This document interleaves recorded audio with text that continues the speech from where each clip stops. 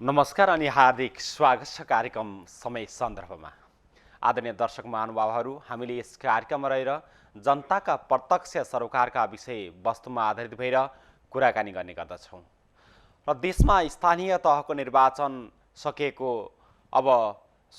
सकिएको करिब 15 दिन भइसक्यो र स्थानीय तहको निर्वाचन सकिए सँगसँगै परिणाम घोषणा भएपछि पद बहाली पनि सकिएको छ। यो सिलसिलामा आज हामी तिलोत्तमा नगरपालिकामा उपमेयर पदमा विजयी हुनुभएको जागेश्वरी देवी चौधरीसँग कुराकानी गर्ने जमर्को गरिरहेका छौँ। म सर्वप्रथम उहाँलाई स्वागत गर्न चाहन्छु। स्वागत छ उपप्रमुखज्यू यहाँलाई। धन्यवाद छ। तपाईँ 2074 सालपछि जुन फेरि पनि अहिले 79 सालमा आउँदा पनि पुनः चाहिँ उपमेयर पदमा विजयी हुनुभएको छ। सर्वप्रथम त यहाँलाई हार्दिक बधाई दिन चाहन्छु। र तपाईँ यो एक कार्यकाल सकिरहँदा पुनः दोस्रो कार्यकालका लागि चाहिँ विजय भइरहँदा तपाईँ के र कसको लागि चाहिँ र के को निम्ति चाहिँ तपाईँ यसरी चाहिँ उम्मेदवार हुनुभएको? के छ भन्दाखेरिमा अब 2074 सालमा पनि अब नेकपा एमाले पार्टीले मलाई चाहिँ उपप्रमुखको उम्मेदवारी बनाएको थियो र 74 सालमा पनि मैले चाहिँ विजय प्राप्त गरेको थिएँ कि तिलोत्तमा नगरवासीले मलाई माया गरेर आफ्नो अमूल्य मत दिएर मलाई त्यो जिम्मेवारी दिनुभएको थियो र त्यो 5 वर्ष कार्यकाल गरिराख्दाखेरिमा नितान्त मेरो सबै समय जनताको सेवामै बित्यो र एक खालको तिलोत्तमा नगरपालिका नयाँ नगरपालिका भएको हुनाले आफ्नो केही चाहिँ संरचना थिएन त्यहाँ र एकदमै जिरोबाट हामीले त्यो कामहरू सुरु गऱ्यौँ। यद्यपि आफूहरू बस्ने एउटा प्रशासनिक भवन थिएन, वडा कार्यालयहरू थिएन, अरू संरचनाहरू थिएन र कानुनको पनि अभाव थियो। त्यसले गर्दाखेरिमा त्यो कुराहरू लिएर सबै हामीले काम गर्दै जाँदाखेरिमा 5 वर्ष हामीले आफ्नो जिम्मेवारी कुशलतापूर्वक निर्वाह गऱ्यौँ भन्ने लाग्छ र पुनः फेरि 2079 सालको यो वैशाख 30 गतेको निर्वाचनको लागि पनि हाम्रो पार्टी नेकपा एमाले पुनः मलाई चाहिँ उपप्रमुखको उम्मेदवार बनायो र निर्वाचनमा हामी गयौँ। पार्टीको तर्फबाट अब मेयर उपमेयर लगायत वडा अध्यक्षहरू हामी सबै आफ्नो पदबाट उम्मेदवारी दियौँ र पुनः फेरि पनि तिलोत्तमा नगरवासीले मलाई विश्वास गरेर आफ्नो अमूल्य मत दिएर मलाई चाहिँ विजय गराउनु भएको छ र हिजो 74 सालमा निर्वाचित भएर जति पनि कामहरूको हामी सुरुवात गरेका छौँ त्यसलाई पनि अझै पुरा गर्न र त्यसलाई केही अभियानहरू हामीले सञ्चालन गरेका थियौँ। त्यसलाई दिगोपन दिनको लागि पनि पुनः फेरि पनि आम नागरिकले मलाई चाहिँ त्यो जिम्मेवारी चाहिँ मलाई सुम्पिनु भएको छ। खास तिलोत्तमा नगरपालिका देशमै एउटा चर्चा गर्न लायक तपाईँहरूकै पालामा बनाउनु भयो, जुन तिलोत्तमा नगरपालिका भन्दा बित्तिकै एउटा देशमै एउटा चर्चा हुन लाग्यो र जसले चाहिँ दुई पटक पनि तपाईँहरूले चाहिँ अवार्डहरू प्राप्त गर्नुभयो। त्यो अवार्डहरू प्राप्त गर्न र तिलोत्तमा नगरपालिकाका आम सर्वसाधारण जनताहरूको सेवा गर्न र खास गरी तिलोत्तमा नगरपालिका चाहिँ विभिन्न जात जाति भाषा भाषी र धर्म सम्प्रदायका फरक किसिमका मानिसहरू बसोबास गरिरहँदा त्यहाँ काम गर्दा कस्तो अनुभूति हुँदो रहेछ? के छ भन्दाखेरिमा अब हाम्रो नगरपालिकामा अब यहाँले भने जस्तै विभिन्न जात जाति भाषा भाषीका व्यक्तिहरूको बसाइ चाहिँ छ। उत्तरी भेलतिर अलिकति त्यो समुदायको बस्ती अलिकति सचेत वर्गको अलि शिक्षित व्यक्तिहरूको बसाइ छ भने दक्षिणतिर अलिकति पिछाडी पारिएका समुदायहरूको बस्ती पनि छ, त्यो समुदायको बसोबास छ र तुलनात्मक रूपमा हेर्ने हो भने उत्तरी भेलमा अलिकति विकास बढी भएको छ भने दक्षिणी भेलतिर अझै धेरै विकास गर्न बाँकी छ। अब यसलाई चाहिँ हामीले कसरी लिनुपर्छ भन्दाखेरिमा उत्तरतिरका पहिला चाहिँ साबिकका गाविस हरू जुन शङ्करनगर आनन्दवन जुन थियो त्यो गाविस छँदै त्यो अलिकति सक्षम थियो र विकासको गतिमा अगाडि बढिसकेको थियो। यसले गर्दाखेरि अहिले पनि त्यहाँ चाहिँ बढी विकास भएको भन्ने देखिन्छ र दक्षिणी भेल्टका गाविसहरू आफैमा चाहिँ त्यो एक खालको स्रोतको अभावमै थियो र त्यति विकास भएको थिएन। त्यसले गर्दा पछाडि परेको थियो र नगरपालिका भइसक्दा पनि त्यहाँ चाहिँ विकास चाहिँ सुरु भएका छन्, धेरै विकासहरू चाहिँ भएका छन् त्यहाँ। तर अब अझै पनि त्यो चित्त बुझ्दो गरी चाहिँ देखिएको अझै आम जनमानसको चाहिँ मन छुने गरी विकास हुन सकेको त्यो अझै हुन सकेको छैन, किनभने हामीसँग पनि अब पर्याप्त बजेटहरू छैन, पैसा छैन हैन। अब आफ्नो जे साधन स्रोत छ, जति बजेट छ त्यसैलाई प्रयोग गर्ने हो। त्यसले गर्दाखेरिमा हामीसँग पर्याप्त बजेट नभएको कारणले पनि हामीले चाहे जति चाहिँ अझै चाहिँ गर्न नसकेको चाहिँ हो, त्यो हामीलाई पनि महसुस भएको छ। हजुर, जुन तपाईँले भन्नुभयो जुन चाहिँ दक्षिणी क्षेत्रमा अझै पनि चाहिँ शिक्षाको अभावबाट धेरै नागरिकहरू चाहिँ बाहिर जुन शिक्षाबाट बाहिर रहनु भएको छ भनिरहँदा जुन त्यहाँ खास गरी थारू समुदायको बस्ती र त्यहाँ दलित समुदायको बस्तीहरू पनि छ र त्यहाँ चाहिँ बिहान बेलुका चाहिँ काम गरेर एक छाक खाने चाहिँ जुन मानिसहरू पनि बस्नुहुन्छ, उहाँको निम्ति र खास गरी तिलोत्तमा नगरपालिकाले अब तपाईँले जुन गर्दै आएका कामहरूलाई त यथावत दिने तपाईँले भनिरहनु भएको छ। अबका दिनहरूमा तपाईँ उपमेयर भएर चाहिँ आइसक्नु भएको छ, अबको दिनहरूमा के कसरी चाहिँ उहाँको उत्थानको निम्ति त्यहाँको विकासको निम्ति कसरी अगाडि जाने चाहिँ रणनीति बनाउनु भएको छ अथवा बनाउन लाग्नु भएको छ? के छ भन्दाखेरिमा अब शैक्षिक सुधारका लागि पनि हामीले विगतमा पनि त्यो सुरुवात गरेका थियौँ कि यहाँको सामुदायिक विद्यालयहरू प्रति एक खालको आम जनताको विश्वास थिएन। तर त्यसलाई कसरी विश्वास दिलाउन सकिन्छ भन्ने हिसाबले चाहिँ नगरपालिकाले शैक्षिक सुधार गर्नुपर्छ भनेर त्यहाँका भौतिक संरचनाहरू बनाउने कुराहरू, त्यसपछि यो विद्यार्थीहरूलाई अति न्यून वर्गका विद्यार्थीहरूलाई चाहिँ हामीले खाजाको व्यवस्था गर्ने भनेर निर्णय पनि गरेका थियौँ। हामी निर्वाचित भएर आए लगत्तै हामीले प्रत्येक विद्यार्थी 25 रुपियाँको दरले खाजा दिने भनेर नेपाल सरकारले 15 रुपियाँ दिन र तपाईहरु चाहिँ नेपाल सरकारले निर्णय गरेको थिएन। हामी पहिलो नगरपालिका थियौँ जुन विद्यार्थी दिवा खाजा कार्यक्रम सञ्चालन गर्ने, दिवा खाजा चाहिँ 25 रुपियाँको दरले दिने भनेर हामीले पहिलो निर्णय गरेका थियौँ। नेपाल सरकारले त गत वर्ष चाहिँ उले चाहिँ निर्णय गर्यो कि प्रत्येक विद्यार्थी चाहिँ 15 रुपियाँको दरले, तर हामी निर्वाचित भएर आइसकेपछि हामीले चाहिँ त्यसलाई चाहिँ निर्णय गरेर लागू गरेका हौँ। त्यसले गर्दा अझै विद्यार्थीहरूको आकर्षण बढ्छ कि भन्ने हिसाबले त्यो कार्यक्रम हामीले चाहिँ निर्णय गरेका थियौँ। अर्को कुरा, गुणस्तरीय शिक्षा दिनको लागि प्रत्येक विद्यालयहरूमा नभएर जहाँ आवश्यकता थियो त्यहाँ विज्ञ शिक्षकबाट चाहिँ पठन पाठन गराउनु पर्छ भनेर 14वटा विद्यालयमा नगरपालिकाले आफै चाहिँ उहाँहरूलाई चाहिँ तलब दिएर हामीले चाहिँ शिक्षकहरू राखेको अवस्था पनि हो। त्यो अहिले पनि निरन्तर चाहिँ चलिराखेको छ। यसले शिक्षामा अलिकति हामीले चाहिँ जोड दिने बित्तिकै सामुदायिक विद्यालयमा अहिले धेरै विद्यार्थीहरू चाहिँ बढेको अवस्था चाहिँ छ, वृद्धि भएको छ। र विशेष गरेर दक्षिणी भेलतिर चाहिँ धेरै चाहिँ किसानहरू हुनुहुन्छ, उहाँहरूले कृषि गर्नुहुन्छ।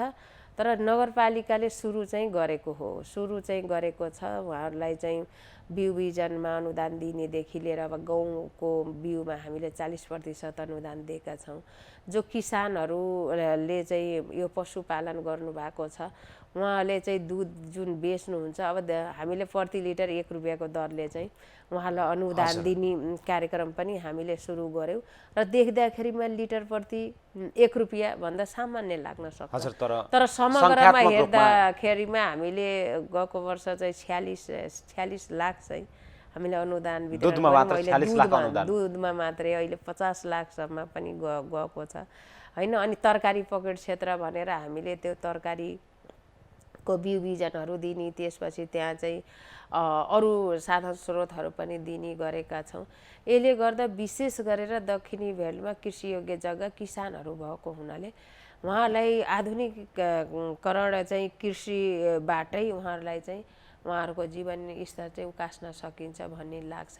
र अर्को कुरा रोजगारी पनि सिर्जना गर्नुपर्छ र युवाहरूलाई रोजगार सिर्जना गर्नको लागि पनि एक खालको हामीले कार्यक्रम बनाएका थियौँ कि जो हाम्रो नगरपालिकामा युवाहरू अथवा वैदेशिक रोजगारबाट कोभिडबाट फर्किएका युवाहरूलाई पनि यही चाहिँ उहाँहरूलाई उद्यमी बनाउनको निम्ति पनि अनुदान चाहिँ भन्नाले नेपाल ब्याङ्कसँग हामीले सहकार्य गरेर उहाँहरूलाई चाहिँ असाध्यै न्यूनतम ब्याज दरमा चाहिँ हामीले ऋण पनि उपलब्ध गराएका छौँ। जुन विकासका कुरा भए, जुन विकासको कुराहरूमा एउटा उपप्रमुखको दृष्टिकोणले हेर्ने नजर र जुन विकास निर्माणका कुरा सवालमा बोलिने कुराहरू त त्यो हुने नै भएर त्यो निरन्तर रूपमा चलिरहन्छ।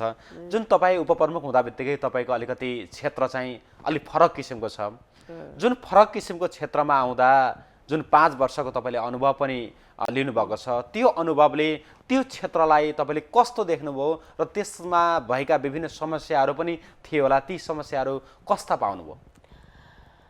समस्याहरू थिए। विगतका दिनमा हामीलाई जानकारी नै छ कि धेरै लामो समयसम्म चाहिँ स्थानीय निकायहरू चाहिँ जनप्रतिनिधि विहीन थिए हैन। त्यसले गर्दाखेरिमा हामी अब यो देश संहितामा गइसकेपछि पहिलो जनप्रतिनिधि पनि हामी थियौँ हैन। त्यसले गर्दाखेरिमा धेरै समस्याहरू पनि थिए र त्यसलाई सुधार्ने काम चाहिँ गरियो। मैले एउटा मात्रै उदाहरण दिन चाहन्छु कि विगतका दिनहरूमा यो तालिमको नाममा तालिमहरूको नाममा तालिम मात्रै सञ्चालन हुन्थे। त्यसका लेखाजोखा केही थिएन, त्यो व्यवस्थित थिएन। आमा समूह अनि युवा क्लबहरू विभिन्न सङ्घ संस्थाहरूले तालिमको नाममा सञ्चालन गर्ने, तर त्यो उपलब्धिमूलक परीक्षणविहीन नहुने। त्यसले गर्दा जब म निर्वाचित भएर आइसकेपछि त्यसलाई मैले फुल्ली टाइटली चाहिँ गरेँ। तालिम दिनुपर्छ, सिपमूलक तालिमहरू दिनपर्छ, युवाहरूलाई महिलाहरूलाई चाहिँ स्वरोजगार बनाउनु पर्छ। तर कुनै पनि तालिम चलाउँदा त्यो उपलब्धिमूलक हुन पर्यो, उसले चाहिँ व्यवसाय गर्न पर्यो। र टोटल्ली के भयो भन्दाखेरिमा तिलोत्तमा नगरपालिकामा हामीले खुल्ला रूपमा तालिमको लागि चाहिँ खुल्ला रूपमा चाहिँ उहाँहरूको वान्टेड खोल्ने को इच्छुक छ, इच्छुक व्यक्तिलाई दिन पर्यो नि त। इच्छुक व्यक्तिलाई दिनु पर्यो त्यो तालिम र हामीले एक खालको आवेदनहरू खोल्ने र उहाँहरूले इच्छुक व्यक्तिले यो तालिम लिनको लागि कोही इच्छुक हुनुहुन्छ भने यहाँ चाहिँ निवेदन दिनुस्। तर त्यसको आधारमा छुट्याएर तपाईले तालिम प्रदान गर्नुभयो। विगतका दिनमा सुरुको वर्ष म आउँदाखेरिमा यो तालिमहरू, किनभने हामी आउँदाखेरिमा पहिल्यै त्यो तय भइसकेको थियो, कार्यक्रमहरू पहिल्यै तय भइसकेको थियो। त्यो कार्यक्रमहरू सञ्चालन गर्दा म आफै अनुगमनमा जाँदा एउटै व्यक्ति 5-6 वटा तालिममा सहभागी भएको देखेँ। खाजा खाने अनि त्यो भत्ता लिने, तर उपलब्धि केही पनि नहुने। त्यो देखिसक्यो यसलाई चाहिँ सुधार गर्न पर्छ भनेर मैले यो नीति लागू गरेको।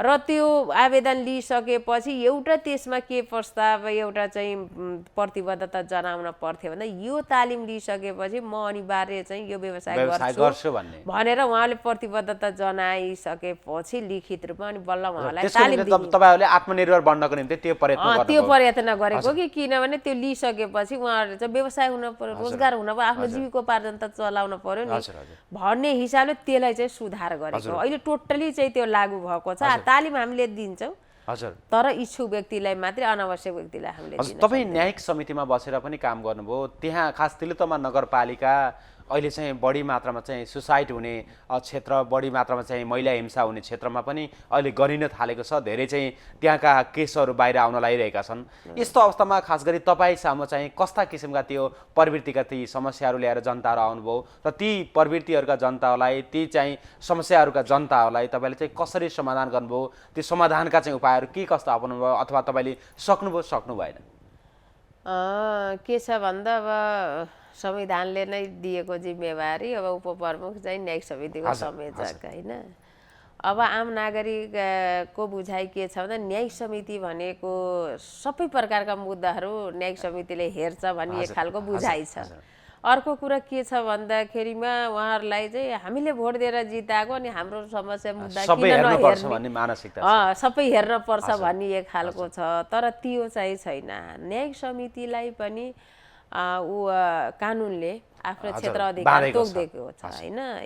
यो चाहिँ न्यायिक समितिले निर्णय गर्ने र यो मेलमिलापबाट यो मुद्दाहरू हेर्ने भनेर एक खालको क्राइटेरिया तोकिदिएको छ। त्यो भित्र रहेर हामीले काम गर्ने हो र नगरपालिकालाई लैङ्गिक मैत्री नगरपालिका बनाउनको निम्ति हामीले कार्ययोजना पास गरिसकेका छौँ। तर त्यो अभियान हामीले सुरु गर्दा प्रत्येक वडामा एक चरणको हामीले कानुनी कुराहरू सबै प्रशिक्षण चलाइसकेका थियौँ र फेरि त्यो कार्यक्रम सुरु गर्दा त्यो अभियान चलाउँदै गर्दाखेरिमा हामीलाई 2 वर्ष कोभिडले चाहिँ डिस्टर्ब गर्यो। हरेक वर्ष चाहिँ त्यो लैङ्गिक मैत्री नगरपालिका बनाउनको लागि के कार्यक्रम गर्ने भने कार्ययोजना बनेको, त्यसको बजेट पनि हामीले छुट्याइसकेको अवस्था चाहिँ हो। तर यो कोभिडले गर्दा अलिकति डिस्टर्ब गरेर त्यो अभियान अलिकति हाम्रो ओझेलमा परेको चाहिँ हो र त्यसलाई चाहिँ अबको दिनमा चाहिँ त्यसलाई निरन्तरता चाहिँ दिने मैले प्रतिबद्धता जाहेर गर्न चाहन्छु। अर्को कुरा न्यायिक समितिमा काम गरिराख्दाखेरिमा जसरी चाहिँ यो लैङ्गिक हिंसाका घटनाहरू अरू घटनाहरू हामी कहाँ आउँछ भन्ने कुरा हामीलाई लागेको थियो। तर त्यो चाहिँ त्यस्तो किसिमको मुद्दाहरू आएन। बढी चाहिँ हामी कहाँ आउन त आए, जस्तै महिलाहरू हिंसामा परेका कुराहरू, कतिपय पुरुषहरू पनि हिंसामा परेका घटनाहरू हामीसँग आए। अनि ज्येष्ठ नागरिकहरूलाई पालन पोषण नगरेका कुराहरू पनि आए, बालबालिकाहरूलाई चाहिँ हेरचाह नगरेका त्यस्ता पनि आए। तर जति बढी चाहिँ हाम्रो अरू घटनाहरू आए भन्नाले यो जग्गा जमिन मिचेका, यिनी साँझ सिमाना कुला पैनी यिनीहरू चाहिँ बढी मिचेका, जग्गा अतिक्रमण गरेका यस्ता मुद्दाहरू हामी कहाँ बढी आए। अनि त्यो काम गरिराख्दाखेरिमा हाम्रो पनि आफ्नो प्रक्रिया छ। हामीले आम नागरिकलाई सेवा दिन चाहन्छौँ। निवेदनको उहाँहरूले हामी कहाँ आधिकारिक रूपमा निवेदन दिनुपर्छ र मलाई के लाग्यो भन्दा अब आम नागरिकले बाहिर निवेदन लेखेर ल्याउँदाखेरि त बाहिर लेखनदासले त अब पैसा लिइहाल्छ। त्यसलाई नागरिकलाई सेवा दिनुपर्छ भन्ने हिसाबले निवेदनको फर्मेट मैले आफै चाहिँ बनाएर त्यही फर्मेट अनुसारको उहाँहरू आउनुहुन्छ, आफ्नो समस्या भन्नुहुन्छ, हाम्रो फर्मेट अनुसारको उहाँलाई निःशुल्कै रूपमा त्यो निवेदनको फर्मेट हामीले दिएर त्यो आफ्नो समस्या त्यसमा लेख्नुहुन्छ। लेखेर दिइसकेपछि हाम्रो अधिकार क्षेत्रभित्र परेका मुद्दाहरू हामीले विधिवत रूपमा दर्ता गर्छौँ। दर्ता गरेर त्यसपछि हामीले 15 दिने म्याद तामेली गर्छौँ अनि छलफल गर्नुहुन्छ, मिलापत्र गराउने उद्देश्यले अगाडि जानुहुन्छ। त्यसरी गएको छ र अहिलेसम्म न्यायिक समितिमा काम गरिराख्दाखेरिमा मलाई लाग्छ कि विवादित अनि चित्त दुखाइ त्यो आम नागरिकमा भएन। त्यो वातावरण सिर्जना भएन। मलाई मेरो के उद्देश्य छ भन्दाखेरिमा अन्यायमा परेका व्यक्तिले न्याय पाउन पर्छ। असाध्यै निष्पक्ष रूपमा हामीले न्याय दिनुपर्छ। कुनै किसिमको कसैको कुरा सुनेर कसैको भनसुनको आधारमा अथवा एउटा पार्टीमा आस्था राखेको हुनाले पार्टीका नेताहरूले भनेको हिसाबमा त्यो चाहिँ गर्नु हुँदैन। त्यो गर्नु भएन, गर्दै गरिन। मैले नआएका होइनन्, धेरै त्यस्ता कुराहरू आए तर मैले त्यो कुरा सुन्दिनँ। जे सही हो त्यो गर्ने हो, दृष्टिकोणमा राम्रो उसले अन्यायमा परेकोले चाहिँ न्याय पाउन पर्छ। जे सही हो त्यो गर्ने हो। कसैको कुरा मैले सुनेन यो 5 वर्ष। हजुर, तपाईँले त्यो भनिरहँदा अहिले खास गरी तिलोत्तमा नगरपालिका लगायतका देशका अधिकांश ठाउँमा जुन युवा युवतीहरू दुर्व्यसनमा फसिरहेका छन्, युवतीहरू चाहिँ बलात्कृत पनि भइरहेका छन् र अहिले चाहिँ मानिसहरूमा अलिकति चेतनाको स्तर झन् पछि धकेलिएको हो कि भन्ने चाहिँ एउटा आभास पनि सिर्जना हुन लागिरहेको छ। यस्तो अवस्थामा अब तपाईँ फेरि पुनः त्यही ठाउँमा आउनुभएको छ जुन 5 वर्ष तपाईँले बिताउनु भयो। त्यही ठाउँमा आउँदा अब यस्ता प्रकृतिका लैङ्गिक विभेद सम्बन्धी र विभिन्न किसिमका लागु पदार्थ दुर्व्यसन सम्बन्धी चाहिँ त्यसबाट मुक्त गर्नको निम्ति अब तपाईँले चाहिँ के गर्ने सोच बनाउनु भएको छ? के छ भन्दाखेरिमा यो सबै तपाईँले भने जस्तै यो सारा घटनाहरूलाई नै हामीले मध्यनजर गरेर एक खालको असल नागरिक बनाउनको निम्ति तल जगबाट चाहिँ सुरु गर्नुपर्छ भनेर हामीले बालमैत्री नगरपालिका चाहिँ घोषणा गर्नुभयो होइन। त्यसले गर्दाखेरि धेरै विद्यार्थीहरू धेरै बालबालिकाहरू त्यसमा आबद्ध हुनुहुन्छ र त्यो किसिमको प्रशिक्षणहरू चलाउँदा जनचेतनाहरू जगाउँदाखेरिमा अहिले धेरै चाहिँ बच्चाहरू चाहिँ शिक्षित भइसक्नु भएको छ, चेतनशील भइसक्नु भएको छ। त्यसले गर्दा अब यो बालमैत्री नगरपालिका हामीले घोषणा गर्यौं, तर यसलाई चाहिँ हामीले त्यसै छोड्दैनौँ। यसलाई चाहिँ कार्यान्वयन पक्षमा यो गइसकेको छ होइन, कार्यान्वयन पक्षमा गइसकेको छ र यो चाहिँ यसलाई चाहिँ हामीले दिगो भनिदिन्छौँ। हजुर जागेश्वरी दिदी, तपाईँले यो भनिरहँदा जुन तपाईँले घोषणा गर्नुभयो त्यसलाई कार्यान्वयन तहमा लाँदै हुनुहुन्छ भनिरहँदा यो तपाईँहरू घोषणा गर्न कतै अतालिनु भएको हो कि घोषणा गर्दा बित्तिकै सबै कुराहरू पुरा हुन्छ भन्ने सोच्नु भएको हो कि भन्ने पनि मान्छेको जिज्ञासा छ नि? त्यो चाहिँ होइन, किनभने पहिला चाहिँ 42 सूचकमा पार गरेर अरू नगरपालिकाहरूले केही नगरपालिकाहरूले पहिला बालमैत्री घोषणा गर्नुभयो, तर नेपालको पहिलो नगरपालिका हो तिलोत्तमा नगरपालिका जुन 51 सूचक पार गरेको छ। हामीले प्रत्येक वडामा त्यसपछि विद्यालयहरूमा सारा प्रक्रिया हामीले पुरा गरेर त्यसपछि बालमैत्री नगरपालिका घोषणा गरेको हो र धेरै त अभिभावकहरूलाई त्यसपछि आम नागरिकलाई हामीले सबै चाहिँ उहाँहरूलाई सूचीकृत गरेर उहाँहरूलाई सबै कुराहरू बताएर त्यसपछि त्यो किसिमको चाहिँ हामीले गरेको। कतिपय घटनाहरू हामी कहाँ अब नघटेका होइनन्, घटेका छन्, तर त्यसलाई हामीले न्यूनीकरण गर्ने नै हो होइन। अब नजानेर अब कतिपय घटनाहरू त्यस्तो अब भइराखेको छन्, तर त्यसलाई चाहिँ कुनै पनि हालतमा छोड्नु हुँदैन, त्यसलाई कानुनी दायरामा हामीले ल्याएकै छौँ। ल्याउन त अझै पनि निरन्तर लाग्नु निरन्तर अहिलेसम्म जति पनि घटनाहरू यहाँ भए त्यसलाई चाहिँ मैले सुरुमै 74 सालका सम्पूर्ण जनप्रतिनिधिलाई पनि मैले भनेको थिएँ होइन कि कुनै पनि त्यस्ता घटनाहरू यदि छ भने जनप्रतिनिधिहरूको नाताले अरू नाताले चाहिँ त्यसलाई त्यही दबाउनु, त्यसलाई संरक्षण गर्नु यो कसैले चाहिँ गर्न पाउनुहुन्न, गर्नु हुँदैन भनेर। अनि त्यस्तो चाहिँ अहिलेसम्म 5 वर्ष चाहिँ काम गरिरहेको त्यस्ता जनप्रतिनिधिले त्यस्तो घटनाहरू दबाएको मैले चाहिँ पाएन, त्यो सूचना पाएन। अहिलेका जनप्रतिनिधिहरूलाई मैले त्यही कुरा भन्छु कि कुनै पनि त्यस्ता हिंसाका घटना त्यस्ता छन् समाजमा मिलाउने, त्यही लुकाउने, दबाउने कसैले पनि नगर्नु, त्यसलाई चाहिँ अपराध हो, त्यसलाई बाहिर निकाल्नुपर्छ, त्यसलाई कानुनी दायरामा ल्याउनु पर्छ भनेर चाहिँ मैले चाहिँ यो कुरा चाहिँ मैले भने। हजुर जागेश्वरी देवी चौधरी एउटा थारू समुदायको चेली जुन अनेक सङ्घर्ष गरे, ती सङ्घर्षका ती अनेक व्यथाहरू हामी पछि नै चर्चा गर्नेछौँ कुनै बेला त्यो समय पर्यो भने। जुन थारू समुदायमा जन्मिएर आफ्नो सङ्घर्षलाई निरन्तरता दिँदै एउटा देशकै चर्चित नगरपालिका एउटा आँक्ने क्षमता भएकी जागेश्वरी देवी चौधरी 5 वर्षसम्म काम गरिरहँदा जुन चर्चा कमायो, अब फेरि जनताले चाहिँ पुनः मतदान गरेर फेरि काम गर है भनेर चाहिँ जुन जनताले चाहिँ अधिकार दिइरहँदा अब त्यो 5 वर्षसम्म गरेको कामलाई निरन्तरता दिँदै थप उत्साहजनक कामहरू गर्न सक्छु भन्ने हिम्मत त तपाईँ लिएर हिँड्नुभएको छ। तथापि पहिला जति सहज थियो, एउटै पार्टीका चाहिँ प्रतिनिधिहरू हुनुहुन्थ्यो, सँगै सहकार्य गर्नुहुन्थ्यो, यद्यपि अहिले चाहिँ फरक पार्टीका चाहिँ साथीहरूसँग सहकार्य गर्न लाग्नुभएको छ, कति अप्ठ्यारो पर्छ कि भन्ने कुरामा तपाईँले सोच्नु भएको छ कि?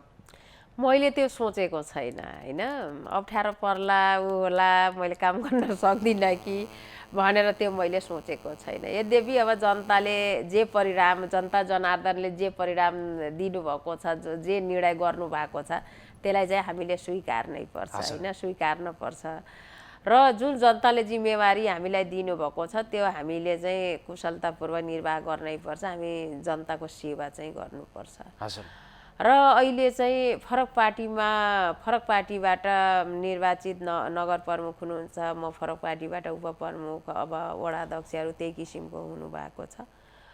तर मलाई के लाग्छ भन्दा जुन मैले 5 वर्षसम्म मैले काम गरेँ यो नगरपालिका हाम्रो नगर प्रमुख वासुदेव घिमिरेको नेतृत्वमा हामीले जुन किसिमको कामहरू गऱ्यौँ एक खालको देशमै पहिचान बनाउन सफल भएका छौँ।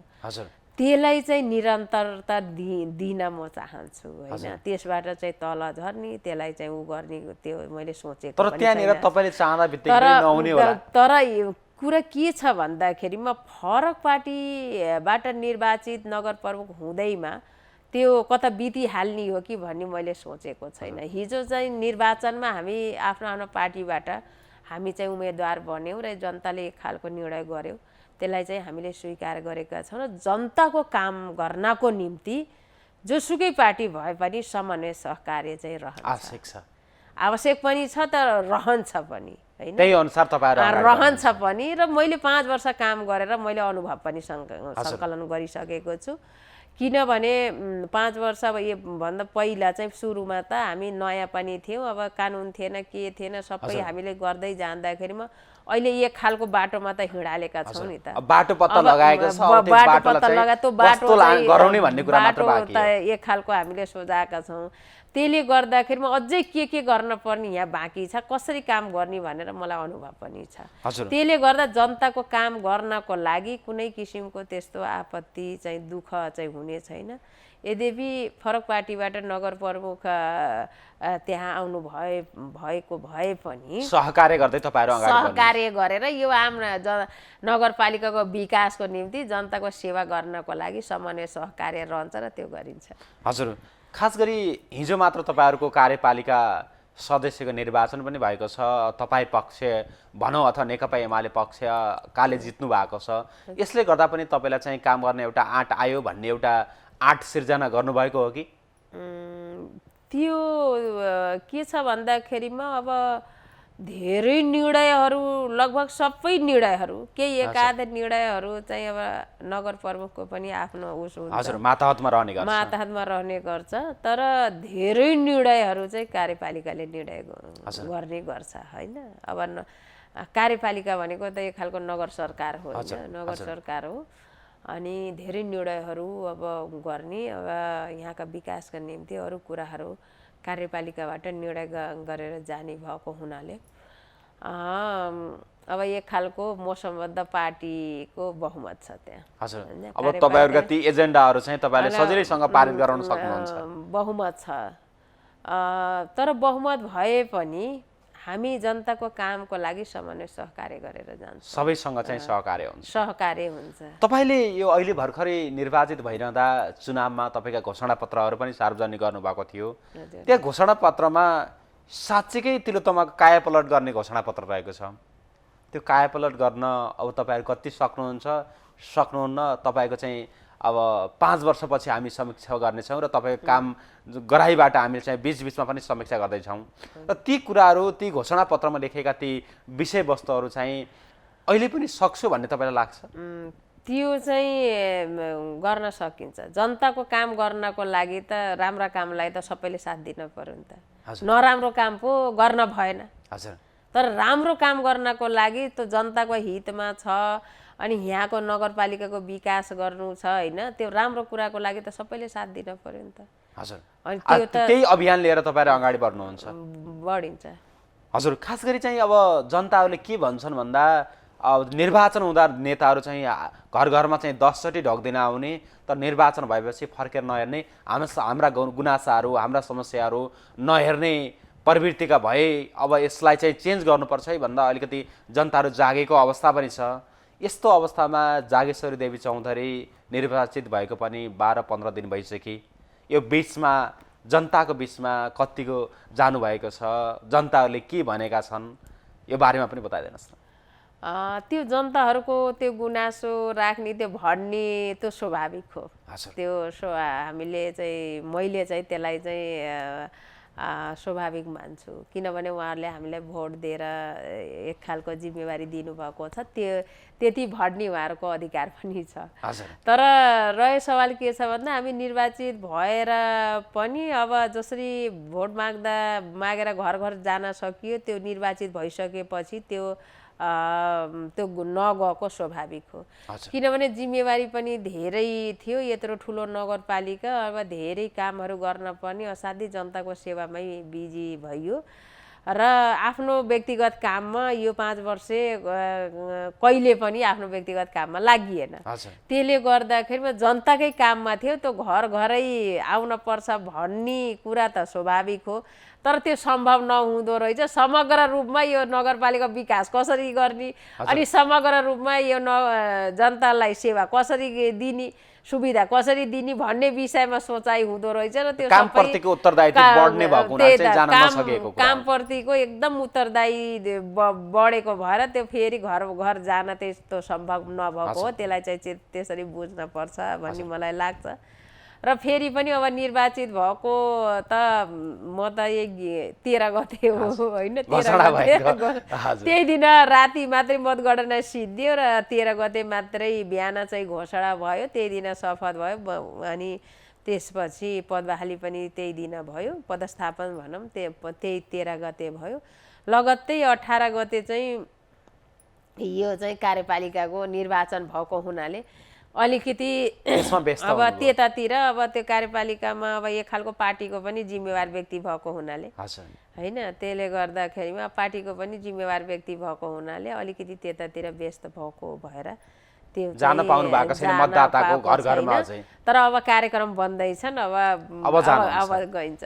हस् यहाँको त्यो व्यस्त सेड्युलको बावजुद पनि तपाईँहरू हाम्रो स्टुडियोमा आएर आफ्ना महत्त्वपूर्ण बनाइराख्नुभयो त्यसको निम्ति म लगायत सम्पूर्ण युनिटको तर्फबाट हृदयदेखि नै हार्दिक आभार व्यक्त गर्न चाहन्छौँ र अन्त्यमा हाम्रो लुम्बिनी सामुदायिक टेलिभिजन हेरेर बस्नुहुने आदरणीय दर्शकहरूको निम्ति र खास गरी तिलोत्तमावासी आमुबुवा दाजुभाइ दिदीबहिनीहरूको निम्ति उपप्रमुखको नाताले के भन्न चाहनुहुन्छ धन्यवाद छ मैले के भन्न चाहन्छु भन्दाखेरिमा जसरी चाहिँ अब 74 सालमा पनि मलाई चाहिँ माया गरेर आफ्नो अमूल्य मत दिएर जुन जिम्मेवारी दिनुभएको थियो र त्यो जिम्मेवारी मैले चाहिँ पुरा गरेको छु भन्ने मलाई लाग्छ र धेरै कामहरू गर्न बाँकी छ त्यो बाँकी रहेका कामहरू फेरि पनि मलाई चाहिँ जुन 79 सालको निर्वाचनबाट त्यो काम पुरा गर अझै राम्रो काम गर भनेर जुन जिम्मेवारी फेरि पनि आम जनताले दिनुभएको छ त्यो जिम्मेवारी मैले कुशलतापूर्वक चाहिँ काम गर्नेछु र म शासक होइन म सेवक भएर यहाँहरूको सेवामा सदैव म तत्पर रहनेछु र मेरो योग्यता क्षमतालाई भ्याएसम्म मैले लागे पुगेसम्म मबाट हुने कामहरू मैले सबै चाहिँ गर्नेछु र यहाँहरूलाई न्याय दिने गरी सम्पूर्ण साथीहरूलाई एउटै नजरबाट हेरेर आवश्यकताको आधारमा विकास गर्ने गरी मैले प्रतिबद्धता जाहेर गर्न चाहन्छु र यो मेरो कुराहरू राख्नको लागि जुन यो लुम्बिनी सामुदायिक टेलिभिजनले मलाई अवसर दिनुभएको छ सम्पूर्ण म परिवारलाई धन्यवाद दिन चाहन्छु। हस् आदरणीय दर्शक महानुभावहरू उहाँ हुनुहुन्थ्यो तिलोत्तमा नगरपालिकाकी उपमेयर जगेश्वरी देवी चौधरी। आजलाई हाम्रो कार्यक्रम यति नै। हाम्रो कार्यक्रम कस्तो लाग्यो जस्तो लाग्यो त्यस्तै सल्लाह सुझाव र प्रतिक्रिया दिँदै जानुहोला हेर्दै गर्नुहोला लुम्बिनी सामुदायिक टेलिभिजन। नमस्कार।